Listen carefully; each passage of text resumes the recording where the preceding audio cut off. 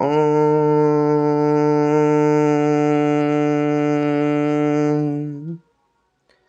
प्रिय बंधु बांधवों, मेरे बुजुर्गों, मेरी माताओं बहनों और मेरे प्रिय अनुजों, आप सबको एक बार फिर करबद्ध प्रणाम। हे प्रिय मित्रों, आप सबको बार बार एक ही मेन टॉपिक है। पहले रीढ़ सीधी। देखो, ये रीढ़ सीधी का ही है, आपको बताऊं। अब मुझे देख पसीने आ रहे हैं, है ना। इस मौसम में रीढ़ सीधी करी तो पसीने आ रहे हैं। एक तो रीढ़ सीधी और दूसरा जो है, आपको बताया था मैंने कि जब समय मिले तो मौन होने की कोशिश करें, मन से मौन। तीसरा बताया था चेहरा शांत और अंदर से आनंद भरा हुआ दिखाई दे, चेहरे पे प्रसन्नता, आनंद, खुशी, एकदम से खुशी और प्रसन्नता से भी गहरा आनंद होता है जो बराबर झलकता है। और फिर एक बताया था आपसे मैंने कि जो है, अपनी जीभ को हो सके उल्टा तालवे पे लगाए, ऐसे मोड़ के। इसके भी विलक्षण लाभ है, जैसे वीडियो बनती रहेगी बताऊंगा फिर मैं। आज मेन टॉपिक जो है, फिर बताता हूँ कि मन पे ना कहीं मतलब लंबा होना है। अब एक दो एग्जाम्पल से मन वाली स्थिति कम समझ में आ पाती है कि मन को कैसे नियंत्रित करें। इसमें कई विधियां बतानी पड़ती हैं, क्या पता कोई सी विधि सटीक हो जाए और किसको कौन सी विधि अच्छी लग जाए। है सब पूर्णतः कंट्रोल वाली।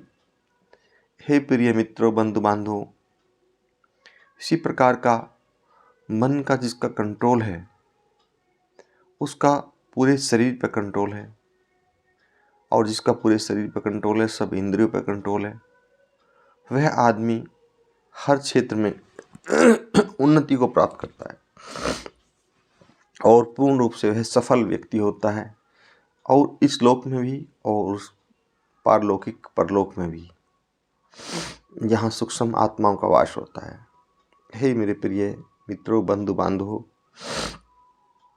एक बार का इसी प्रकार एक प्रसंग आता है कि एक व्यक्ति जो साधारण व्यक्ति था, लेकिन अपने कार्यभार में इतना कुशल नहीं था। बस हर वक्त ये सोचता रहता था कहाँ से किस विधि से मेरे सारे कार्य स्वयं ही हो जाए, धन दान स्वतः ही आ जाए। तो इसी के चलते हुए किसी ने उसको बता दिया कि कोई सिद्ध संत महात्मा आपको मिल जाए तो वह तुम्हारा समाधान बता सकता है। तो उस समाधान को ढूंढते ढूंढते वो घनघोर जंगलों के बीच जा पहुंचा। वह एक जो है सिद्ध बाबा थे, कोई उनकी कुटिया थी। उनसे प्रार्थना की, विनय विनती की। पहले तो उन्होंने बहुत मना किया, समझा कि बेटे ये बिल्कुल ही अनुचित है, अपना परिश्रम करो और परिश्रम से अर्जित जो धन है उससे अपना पालन पोषण करो। लेकिन जब वो बिल्कुल भी नहीं मान पाया, एक दो रोज उसको वहीं हो गए, तो फिर जो बाबा ने कहा कि ये जो एक मेरे पास एक जिन है, आप इसको ले जाओ, आप जो भी कहोगे इससे वो सारे कार्य आपके करता रहेगा। उनके बाबा, ये तो बड़ा आपका उपकार हो गया, बड़ा एहसान हो गया। तो फिर बाबा ने कहा कि रुको, इसकी एक शर्त भी है। बोला क्या बाबा? उनके जब आप काम नहीं बताएंगे, खाली हो जाएगा तो फिर आपको खाना शुरू कर देगा। अब बताइए। तो वह व्यक्ति बोला कि मेरे पास तो बहुत काम है, इतना काम है मैं औरों का भी काम करा दूंगा और इसे अवसर ही नहीं मिलेगा खाली होने का। उनके ठीक है, ले जाइए आप। तो जो है वो उसको जिनको अपने साथ कह लगे मेरे साथ चलो। वो चल दिए। चलते चलते घर आ गए। आते जिन ने कहा कि मुझे कोई काम बताइए मालिक। उन्होंने कहा मेरे घर की सफाई कर दो। उसने कहा नहीं, उन्होंने ज़रा सी देर नहीं, कह लगे इस मालिक सफाई कर दी। तो बड़ा हैरान हो गया, इतनी जल्दी काम कर देते हो? उन्होंने कहा हाँ। तो उनका अब काम बताओ। तो उसने फिर कहा क्योंकि आप जो है मेरे खेतों में पानी दे के आओ। तो जिन ने कहा थोड़ी देर हुई नहीं, पलक झपके थोड़े से समय हुआ गुजरा कि वो मैं सब खेत पानी से भर दिए, अब और काम बताइए। तो बड़ा हैरत में पड़ गया, इतनी जल्दी काम निपटा रहा है ये तो भाई, हम तो सोचे थे कि चलो अब पानी की कह दिया, कल तक पानी होकर आएगा। हमने कहा ठीक है, दूसरे खेतों की निराई गुड़ाई कर दीजिए आप। तो थोड़ी देर हुई नहीं, बोला कि मैंने निराई गुड़ाई कर दी है मालिक। जिन बोला तो इस तरह वे मतलब सारी ताकत लगाने के बाद 2 घंटे भी नहीं पकड़ पाया और सारा काम पूर्ण हो गया, मकान भी बनवा दिया, सब कर दिया। अब जिन फिर बोला कि अब मुझे काम बताइए नहीं तो मैं आपको खाऊंगा। अब ये बड़ा उथल पुथल हो गया कि मतलब जो है मैंने तो सारा ही मतलब सोचा था कि आज जीवन इससे न तो काम निपटेगा और तुम आनंद से जीवन जियोगे लेकिन इसने तो 2-3-4 घंटे के अंतराल में सारा कार्य कर दिया। अब काम कहाँ से सोचूं, मेरे तो मन की सोच से भी दूर है। तो वह व्यक्ति आगे आगे चल दिया ना कि मेरे साथ चलो। वो जिन उनके साथ चल दिया कि चलना, साथ चलना भी एक काम था। और वह उसी महात्मा के पास पहुंच के जंगल में जाके महात्मा जी के पैर पकड़ लिए, हे प्रभु मुझे बचाइए, मुझे बताइए, इस जिन से मेरा पीछा छुटाइए, क्योंकि काम जितने बताए इसने सब कर दिए, लेकिन ये तो खाली होते, जो मुझे खाने वाली शर्त है वो बड़ी दिक्कत है। तब उस महात्मा ने कहा कि हे बेटे तुमने ही जिद करी थी, अब जो है इसको मैं वापस तो ले नहीं सकता, लेकिन एक विधि बताता हूँ तुम्हें, तुम इसे काम पाए रहेगा, तुम बचे रहोगे। उसने कहा कि भगवान बताइए। तो उसने कहा आप अपने घर में आंगन में एक लंबा सा बहुत बड़ा कोई ऐसे बांस बल्ली टाइप का इस तरह का कोई लकड़ी गाड़ लो और इनसे कह दो, हे जिन बादशाह, आप जब तक मैं और काम बताऊं तब तक आप इस पे बांस पे चढ़ते रहो, उतरते रहो, चढ़ते रहो, उतरते रहो, चढ़ते रहो, उतरते रहो, तब तक ये कार्य करो आप। तो उसके चेहरे पे तो हंसी खुशी की लहर दौड़ गई, कहने लगे बाबा जी आपने तो मेरी सारी समस्या ही खत्म कर दी। बड़ा प्रसन्न हुआ। घर आके उसने अपना घर के आंगन में एक बहुत बड़ा जंगल से उससे जिन बादशाह से मंगाया। जिन बादशाह एक बहुत बड़ा जो है लकड़ी का बहुत बड़ा बांस मजबूत सलाव बुलाया, नु कैसे ज़मीन में यहाँ गाड़ दो, नु गाड़ दिया। बोला नु का अब इस पे चढ़ो और उतरो, जब तक मैं दूसरा कोई कार्य बताता हूँ आप इसको करिए तब तक।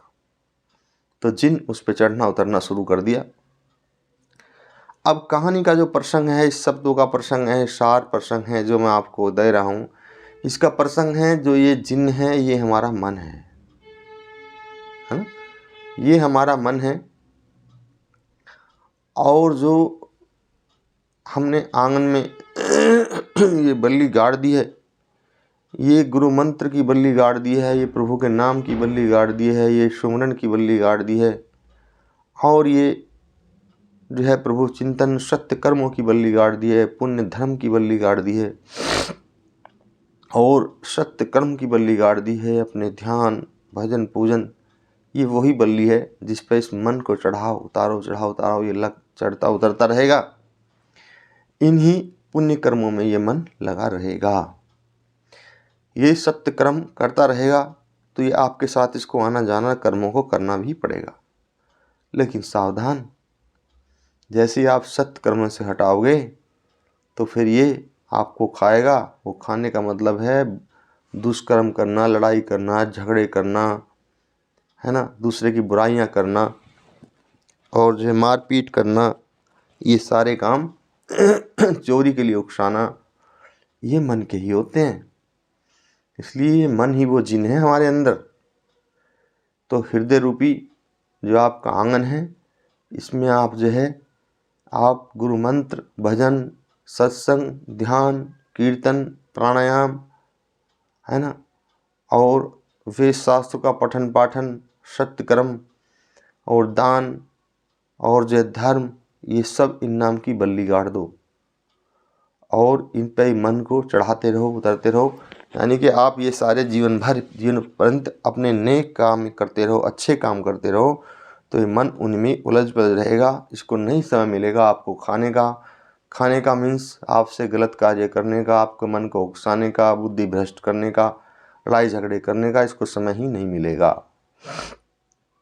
तो हे मेरे प्रिय बंधु बांधवों, मित्रों और मेरे सब जो है माता और बहनों, आपसे करबद्ध प्रार्थना है कि आप भी अपने इस मन को सदैव सदाचार में, उच्च शिक्षा, सद्ज्ञान, सद्भावना, प्रेम, इसमें सब में उलझाए रखें। और जो गुरुमुखी हैं वे अपने गुरु मंत्र का जप करें, और जो पूजा पाठ करना चाहते हैं गुरुमुखी नहीं वे ओम नमः शिवाय का जप करें। देवों के देव महादेव आदि मंत्र हैं सिद्ध मंत्र है। जब तक और मंत्र नहीं इसका जप करें, और जब तक और नहीं माँ गायत्री का वो जप करें, या और जिसका जैसे जिसके जो है धर्म कर्म अनुसार जो भी जिसको शिक्षा दी गई है अपनी शिक्षा पर अमल करें। इसी के साथ ही मैं अपनी वाणी को विराम देता हूँ। आप सबके लिए करपत प्रणाम।